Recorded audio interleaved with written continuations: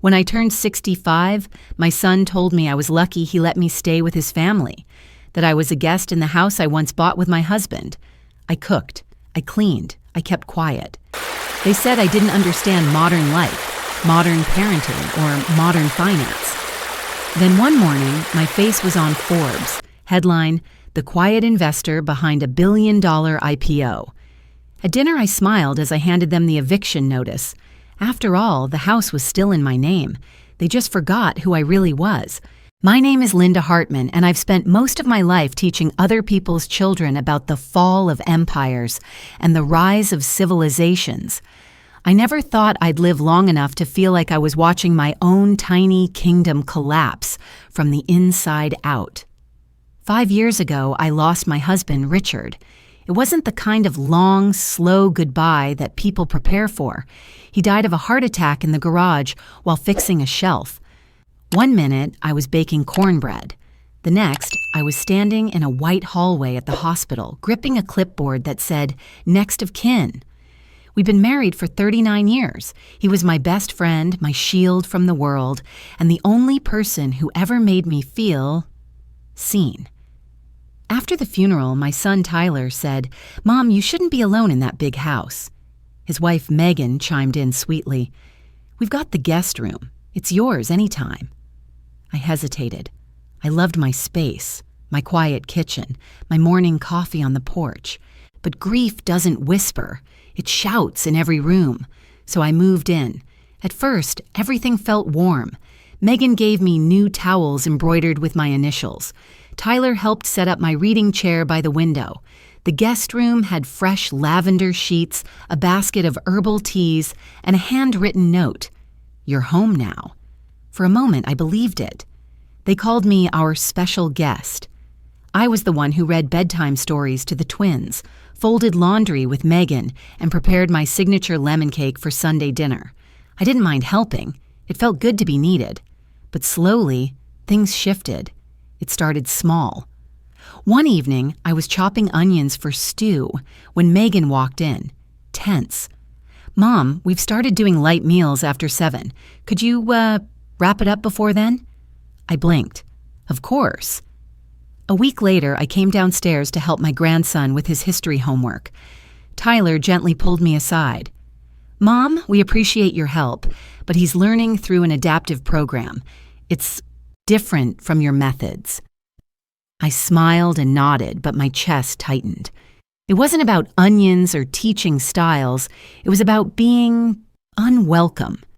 Little tasks piled on.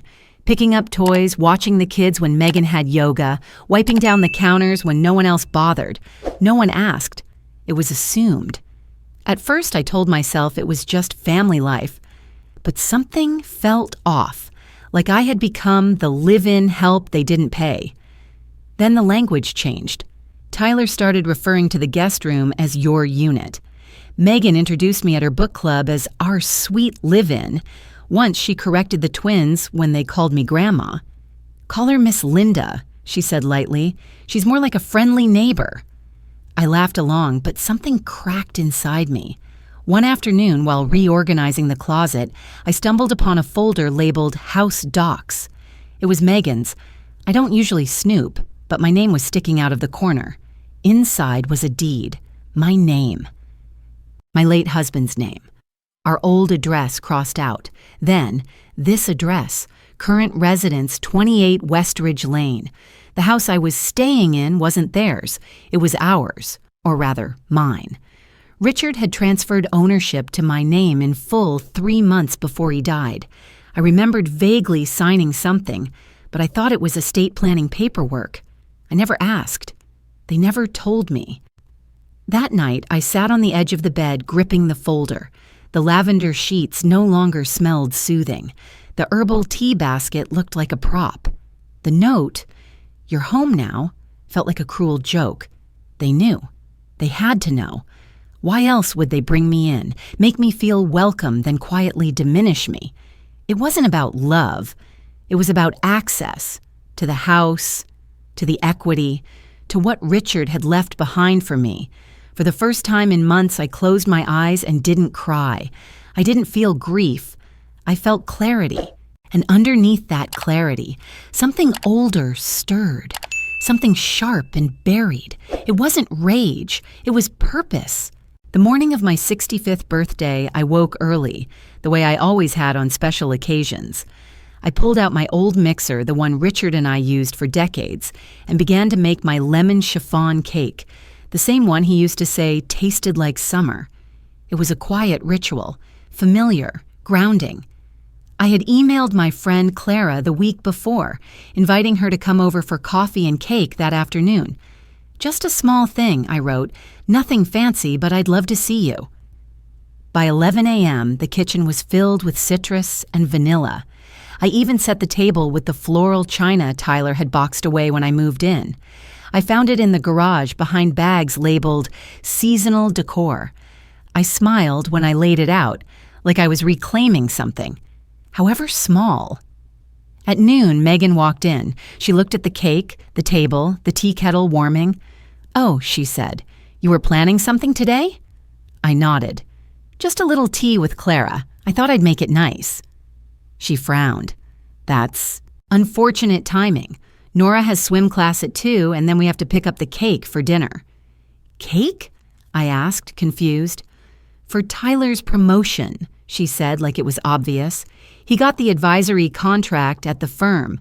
We're celebrating at Primrose tonight. Just family." My mouth opened, but no sound came. "I mean, you're welcome to stay here and relax, of course, but Clara should probably reschedule. We'll need the kitchen clear by 1. The caterer's stopping by." Caterer? I stood there, apron dusted in flour, watching her move around the kitchen, opening drawers, checking her phone, texting someone. I didn't argue. I called Clara and apologized. She sounded disappointed, but I pretended I had simply changed my mind. I cleaned the counter slowly, staring at the cake. It sat untouched. That evening, they dressed up. Megan in a navy wrap dress, Tyler in a gray blazer, Nora twirled in pink tulle. No one asked if I had plans. No one even said happy birthday. At 7:14 p.m., I opened Instagram. I don't know why. Maybe curiosity. Maybe something else. The first photo was a boomerang champagne flutes clinking. Megan had captioned it, "So proud of my man." The second was Nora, grinning between her parents under golden light. The caption read, "Best night ever." Not one word about me. Not one seat at that table reserved for the woman who brought Tyler into the world, who once worked double shifts to afford his college books, who held Richard's hand as he took his last breath. I shut the phone off and went to my room. No tears came. Just stillness. Cold, sharp, clean. That night, I found an old journal in my nightstand. I opened to a blank page and wrote the date, March 12th, my 65th birthday. Then, I was uninvited to my own day. The words came easily after that, not angry, not bitter, just truth. Each night, I wrote more. The list grew. No coffee cups left for me. Must ask before adjusting the thermostat. Not allowed to teach Nora multiplication tables. And then, one night, I remembered the deed. I pulled out the house docs folder again. I flipped through the refinance forms, the notarized copies, the legalese. That's when I noticed the loan agreement, one I'd never seen before. My name was listed as primary owner. Tyler's name appeared under borrower. He had taken out a loan against the house, against my house. The signature line for owner authorization was blank because it needed mine. I froze. I reread the document. It was dated 6 weeks ago. The amount? $130,000. I checked the repayment schedule. It was tight, nearly predatory. Short-term balloon clause, default penalties. I checked the attached use disclosure. Capital for personal investment. The next morning, I logged into the family computer when no one was home. Tyler had left his email open. There, under the starred section, was a message chain with someone labeled Broker Bryce. The last message read, "Need her signature by end of month. Without it, we'll lose the buyer." The reply from Tyler, "Working on it. She's difficult but pliable. Just needs a little more guilt." guilt. It wasn't anger I felt then, it was recognition. He thought I was weak. They all did. They mistook kindness for absence, quiet for ignorance. But I had read enough history to know revolutions don't start with fire. They start with silence. For days, I moved quietly through the house. I cooked when asked, picked up the twins from school, and responded politely to Megan's passive-aggressive reminders about quiet hours. But inside, something fundamental had shifted. The night after I read Tyler's email, I retrieved a faded, leather-bound notebook from the bottom of my suitcase. It had once belonged to Richard, his old financial planner log back when he freelanced post-retirement. Flipping through the pages, I stopped at a scribbled name and number, Harold Kane, estate and asset law. He had helped us finalize our wills. He was thorough, discreet. I dialed the number with trembling fingers. Harold Kane, speaking. It's Linda Hartman, I said, Richard's widow. A pause, then warmth. Mrs. Hartman. I remember? How can I help? I need you to look into some property and loan documents, quietly, and I need full financial disclosures linked to my son's activity if it touches the house. There was no hesitation. Send me what you have. I'll begin immediately. Over the next week, Harold worked fast. I played the role of doting grandmother while slipping him PDFs through a burner email account I'd created in my room. I even dug up old bank statements from my teaching pension. Tiny remnants I thought were irrelevant. 3 days later, I received a call. Linda, Harold said, his voice tense. It's worse than I thought. He walked me through the details. Tyler had not only taken out a loan using the house as leverage, but he'd also used the equity as collateral for a second private deal, one that had failed, miserably, nearly $200,000 gone in 6 months. And the loan, now in default. The balloon payment was due in 30 days. If the house wasn't sold, Tyler would face bankruptcy. Why didn't he tell me? I whispered.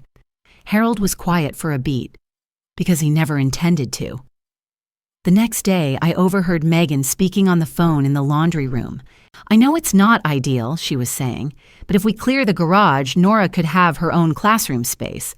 Linda can stay there a few months. She'll adjust. I froze behind the door. Once the house sells, it won't matter anyway, she continued. We'll find her a retirement condo near the coast, something manageable. I backed away, my heart pounding. The garage.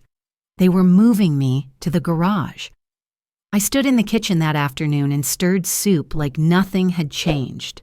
When Tyler came home, he kissed my cheek. How's your day, Mom?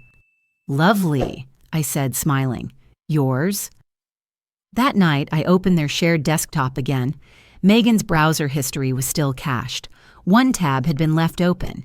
It was an email thread between Tyler and a realtor named Chad Wallace. I clicked. Subject, Equity Extraction Plan Timeline. Tyler's words. We need this signed off ASAP. My mother's been emotionally fragile lately. I'll present the paperwork as just some formalities. She won't push back. Then another. She's a liability right now, emotionally dependent, minimal financial understanding. We'll handle it. There it was. Not mother, not mom. Liability. I stared at the screen.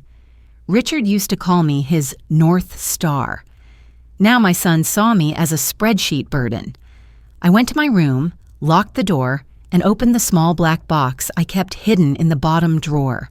Inside were 2 things: a worn university ID badge and an old manila envelope with a metal clasp.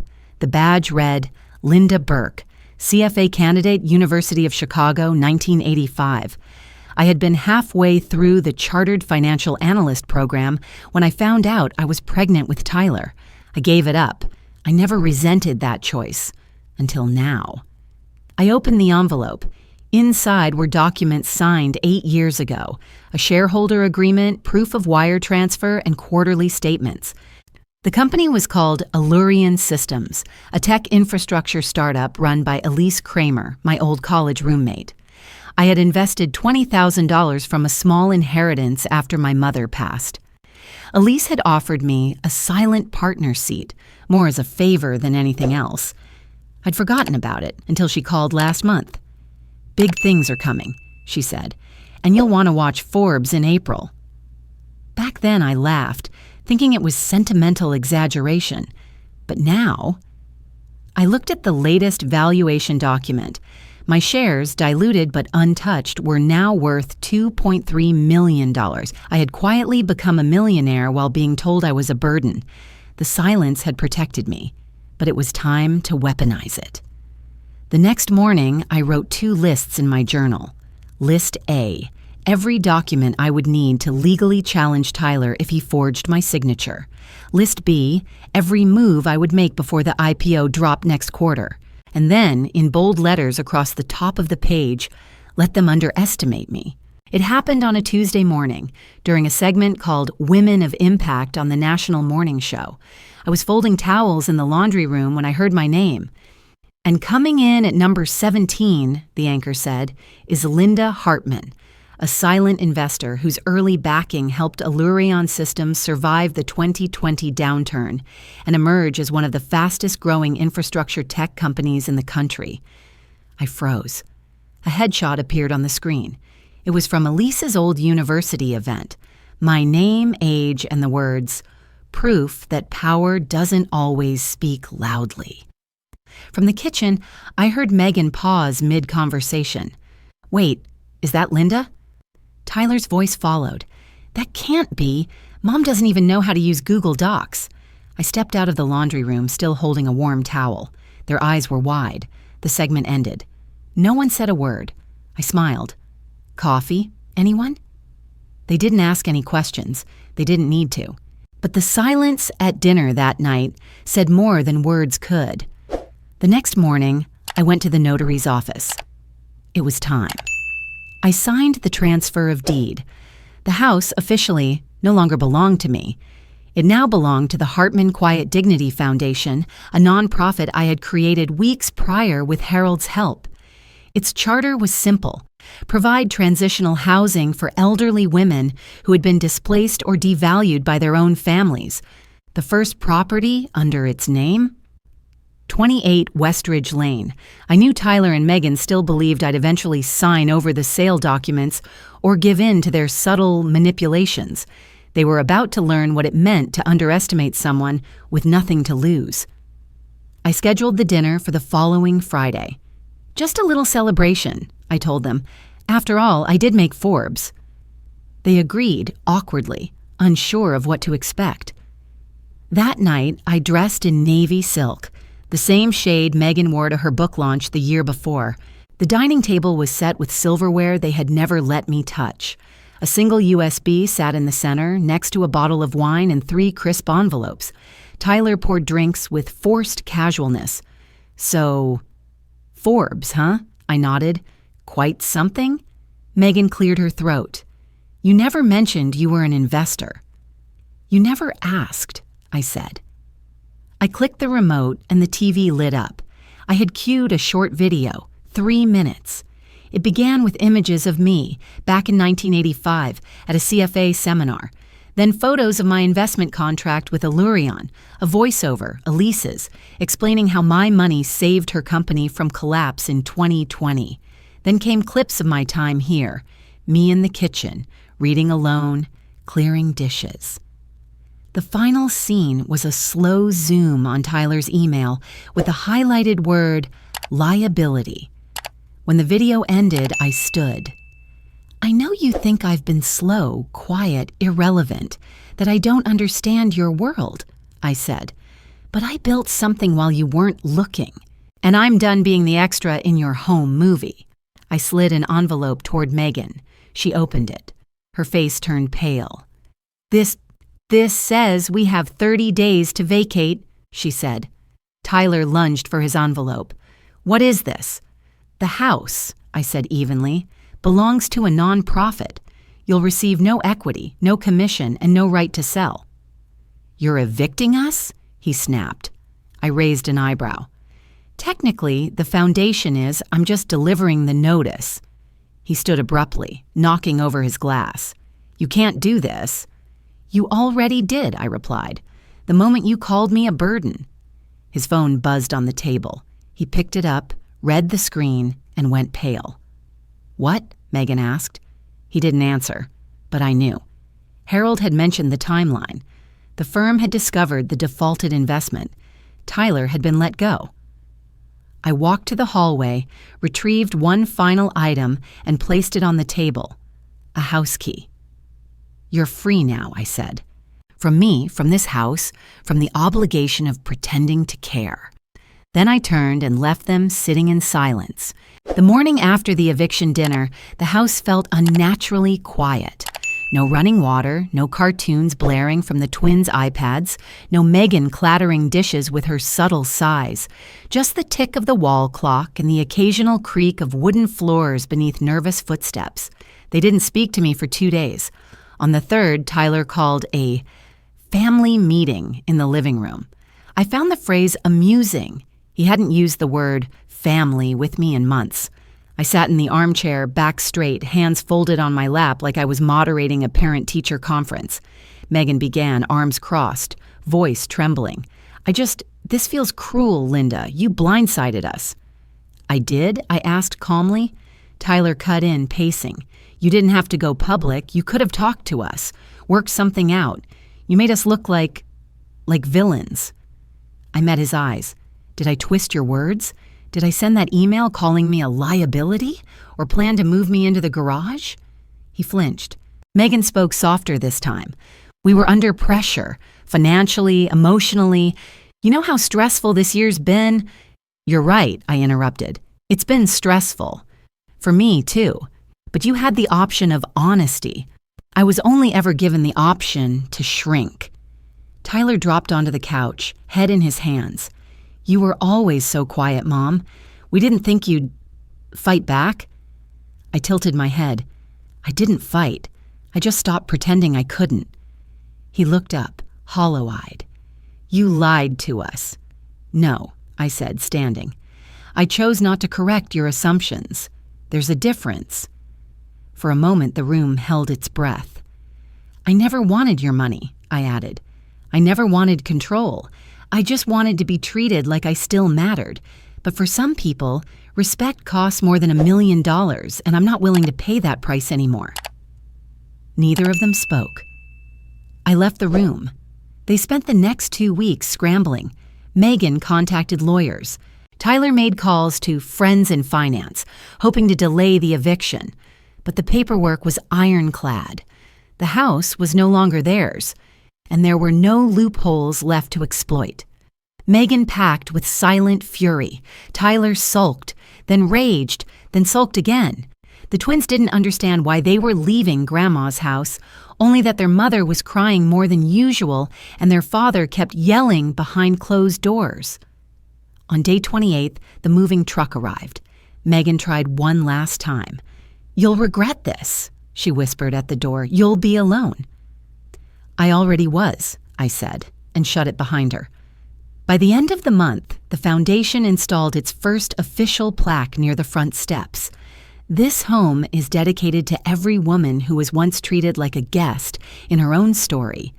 Photos of the plaque, along with the Forbes clip and a screen capture of Tyler's email, began circulating online. The story took off like wildfire. Retired mom evicts ungrateful family from house she secretly owned. Silent investor turns the tables, the revenge of the invisible matriarch. I didn't have social media, but Elise sent me the headlines. "You've gone viral," she said, laughing. "There are memes of you holding eviction papers like they're royal decrees." The attention startled me, then amused me, then, unexpectedly, empowered me. Allurion Systems reached out within the week. "Would you consider speaking at our annual summit?" Elise asked. "The board wants someone who represents resilience, someone who reminds people not to underestimate the quiet ones." I hesitated. "I haven't spoken on a stage in decades." "You don't have to perform," she said. "Just tell your story. You've earned the mic." A month later, I stood behind a podium in a ballroom filled with CEOs, engineers, and young women in blazers who reminded me of myself. Before Richard, before Tyler, before I gave up my seat at the table for others. I wore the same navy silk dress. The applause started before I opened my mouth. When it faded, I took a deep breath. "My name is Linda Hartman," I began. "I was once called a liability, a burden, an emotional risk. But what they didn't know was I had been studying, investing, building in silence. And when the time came, I didn't raise my voice. I raised my value." The room erupted.